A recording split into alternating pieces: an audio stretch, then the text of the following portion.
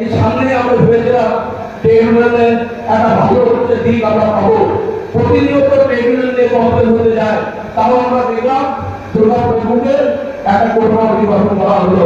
আমরা বড় বড় কথা বলবো, আমাদের এই মুখ থেকে লিড দিতে হবে, এই মাঠ থেকে লিড দিতে হবে, কিন্তু আমরা বাস্তবে কিন্তু সেটা দেখতে পাচ্ছি না। আমি নেতৃত্বকে বলবো, যারা মহেন্দ্রের প্রতি বিশ্বাস আছে, জানি মহেন্দ্র যেটা বলে সেটা করে। তৃণমূল শ্রমিক সংগঠনের কোর কমিটিতে ব্যবসাদার ও বিজেপি সিপিআইএম ছেড়ে আসা লোকজন জায়গা পেয়েছে। বিস্ফোরক মন্তব্য দুর্গাপুরের ২ নম্বর ব্লকের তৃণমূল যুব সভাপতি রাজু সিংয়ের।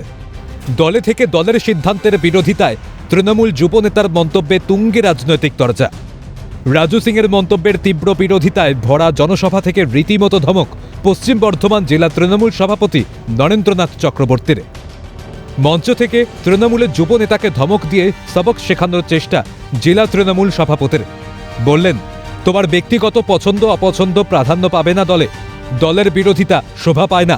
বলছি যে ভাই রাজু, তুমি যে কথাগুলো বললে, তুমি দলের একজন গুরুত্বপূর্ণ নেতা, তুমি যুব সভাপতি, তোমার কোনো জিনিস পছন্দ অপছন্দ হতে পারে, কিন্তু যেখানে দলীয় সভায় তুমি কখনো সভার একদম উচ্চ নেতৃত্বকে আক্রমণ করতে পারো না।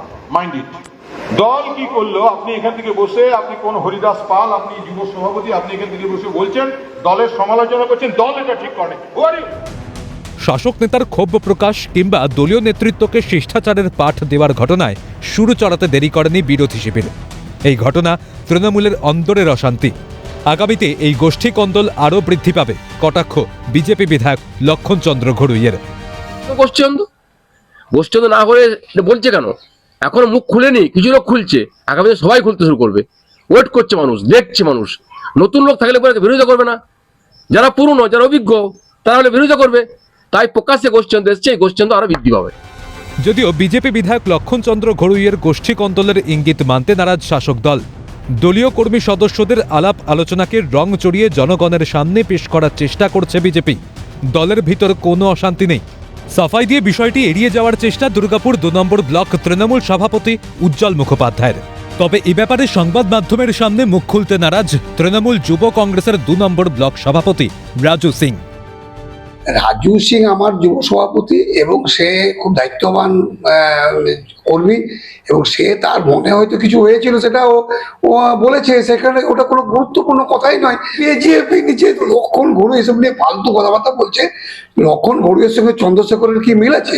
এখন তো চন্দ্রশেখর শুনছি নাকি এখানকার ডিমান্ড করছে এই সিটটাতে দাঁড়াবে, তো লক্ষণ ঘড়ুয়াকে সেটা ভাবুক যে কি করে চন্দ্রশেখরকে সামালবে। ব্যাপারটা হচ্ছে দলের আভ্যন্তরীণ মিটিং ছিল, দলের আভ্যন্তরীণ মিটিং, আমি মিডিয়ার সামনে কোনো কথা বলবো না। আর যেটা জেলা সভাপতির কথা বলছেন আপনি, উনি আমাদের অভিভাবক, উনি যেভাবে বলবেন সেভাবেই আমরা চলব। আসন্ন বিধানসভা নির্বাচনের প্রাক্কালে শাসক দলের অন্তরে কোন্দল জেলায় জেলায়।